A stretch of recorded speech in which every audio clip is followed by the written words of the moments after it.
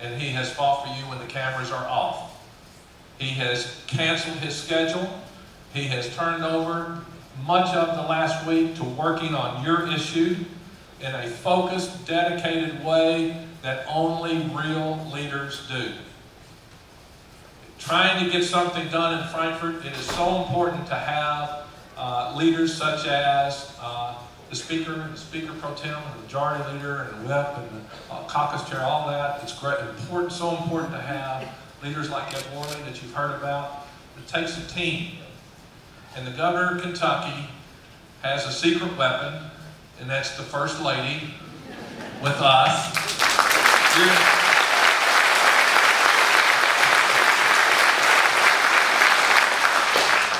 Your First Lady has been spectacular this week.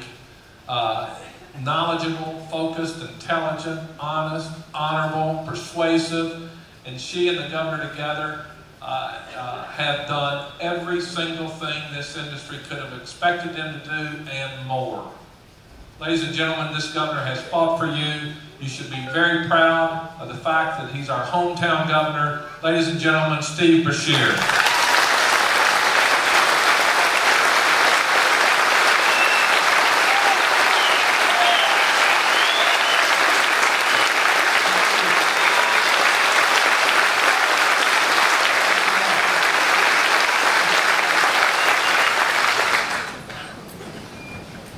Thank you all very much for being here tonight. And the first thing I want to say is thanks to you. There's a whole lot of people that have worked very hard on this issue. But we're working very hard on it because of you. It's this industry and its importance to Kentucky that have brought all of these people together working hard. I want to thank so many people for being involved.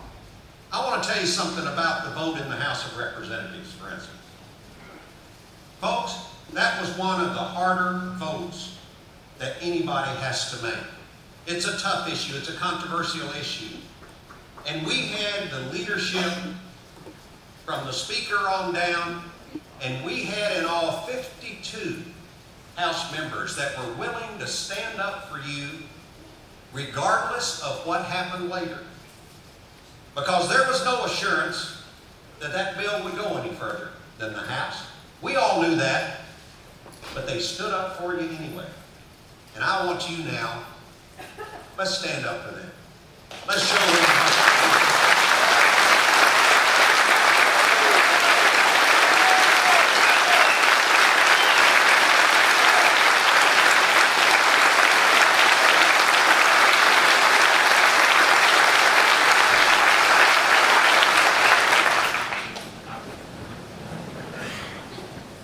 I also want to thank you for what you've done for me and for Jane Beshear. You know, back when I made this crazy decision to run for governor in early 2007, one of the reasons I made that decision is because I felt like we needed some leadership to move this horse industry to a place to where it could compete with these surrounding states. And I brought that issue up. It was a controversial issue then. And you stood up for me. You came together and you supported me. And one of the reasons that I'm standing here today as your governor is because you did that. And I hope you feel like that since that day that I raised my hand and took that oath of office, I've been standing up for you. And I can guarantee you this. We're going to continue to stand up for you until we get this industry where it belongs, and that is on a competitive playing field.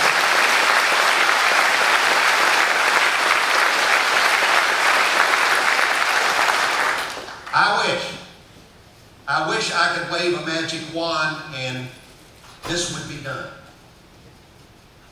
But I think that all of you that are involved in this industry are getting an education about this process and how it works. Because a governor can't just wave the magic wand. The House of Representatives can't just wave that magic wand. We've got to have both houses of the General Assembly. Yes, we got this farther than it's ever come. And I'll tell you, I'm proud of that. I'm proud of the House, the way it stood up with me and with you. And we passed it. We passed this bill and sent it to the Senate. And then we know what happened. My friends, I've had some of those senators who are now looking for cover. They're looking for cover. They've thrown out all kinds of very quick proposals saying, oh, but we can do this.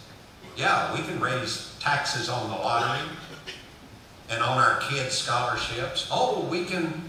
I had one of them tell me today, I think he's from over here in Scott County, well, we can just take it out of the general fund. I don't think he's looked lately at us just trying to keep our head above water, educating our kids in this state out of the general fund. My friends, they're looking for cover, and I am telling you, don't let them find that cover.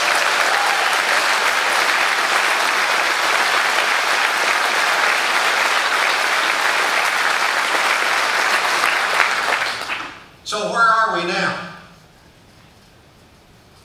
We're not there yet, but we ain't done yet. We know what's happening. We just read what may happen in Ohio, which will just make the problem worse.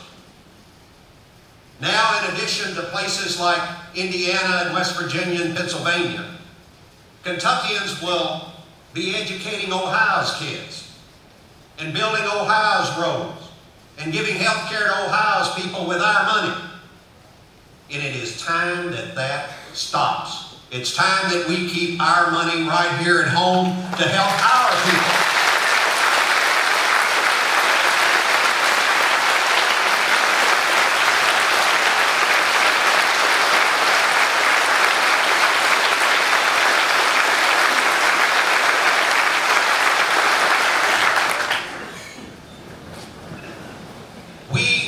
A special session today. But tonight is not an ending. It's a beginning.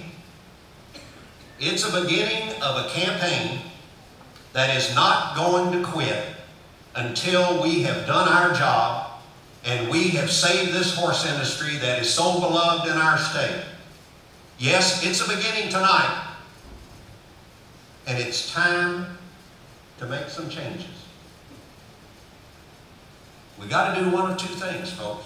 And let me tell you this. This is not a partisan issue.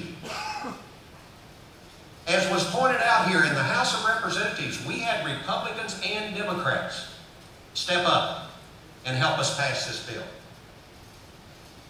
But in the Senate, it is not a partisan issue, but it takes on a partisan twinge. Because folks over there who are killing this bill are the Republicans. It's time to do one of two things. You heard Ed Worley back here. Ed Worley is the minority leader of the Senate. And the folks over there with Ed were ready to vote for this bill.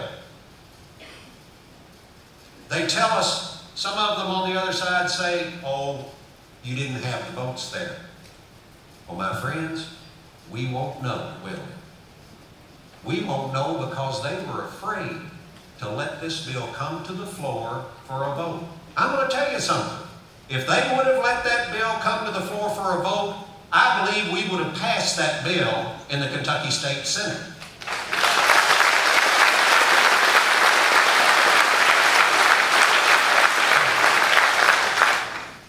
So it makes one thing very clear.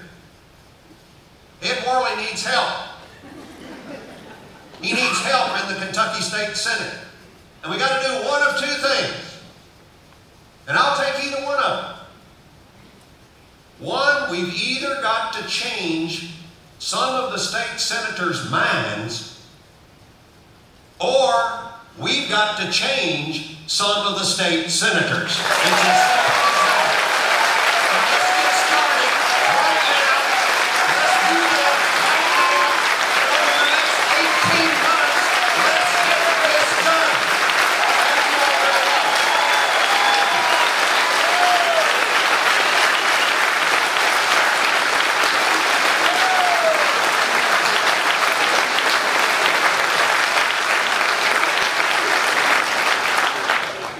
you, Governor.